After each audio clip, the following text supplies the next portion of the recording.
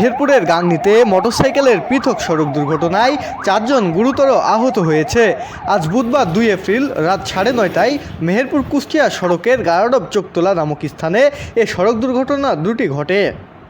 আহতরা হলেন গাংনী পৌর শহরের 8 নম্বর ওয়ার্ডের আমিরুল ইসলামের ছেলে শিশির, একই এলাকার মতিউর রহমানের ছেলে রাজু, তেরাইল গ্রামের মতিউর রহমানের ছেলে জীবন এবং কাষ্টদহ গ্রামের মৃত নূর বক্স মণ্ডলের ছেলে মিনহাজুল। স্থানীয়রা আহত শিশুর ও রাজুকে গাংনী উপজেলা স্বাস্থ্য কমপ্লেক্সে নিয়ে আসলে তাদের অবস্থা আশঙ্কাজনক হওয়ায় কর্তব্যরত চিকিৎসক ডাক্তার বিডি দাস কুষ্টিয়াতে তাদের রেফার করেন। এদিকে বামন্দি ফায়ার সার্ভিসের একটি টিম চোকতলা নামক স্থান থেকে মোটরসাইকেল ও পাখি ভ্যানের সংঘর্ষে আহত মিনহাজুলকে উদ্ধার করে হাসপাতালে নিয়ে আসেন।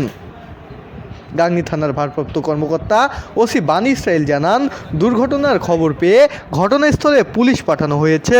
তদন্ত সাপেক্ষে আইনগত ব্যবস্থা নেওয়া হবে।